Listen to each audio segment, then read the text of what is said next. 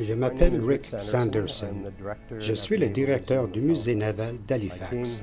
Je suis venu ici pour agir à titre de conservateur de cette collection qui est la plus importante collection d'équipements navals au pays. En effet, notre collection compte quelques 200 000 artefacts, parmi lesquels certains des plus vieux équipements de la marine canadienne. L'édifice en lui-même, nommé Admiralty House, a été construit en 1819 pour tenir lieu de résidence à l'amiral de la Royal Navy, qui était commandant en chef de l'escadron de l'Atlantique Nord et des Caraïbes. La stratégie à long terme consiste à faire du musée le lieu de prédilection pour la marine.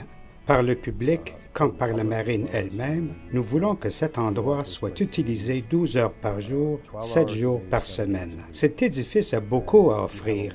Il y a une riche histoire à l'intérieur de ses murs.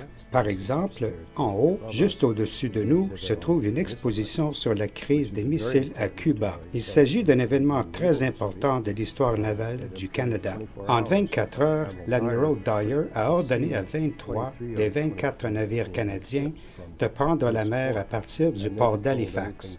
Ces derniers ont patrouillé les eaux de l'Islande jusqu'à New York. Ce plan de notre histoire politique et navale est peu connu au Canada. Et le fait que ces sous-marins soviétiques de classe Foxtrot transportaient des torpilles à ogives nucléaires n'était pas connu à l'époque. Une époque dangereuse, vraiment très dangereuse, pendant laquelle la marine canadienne se trouvait au cœur de l'action.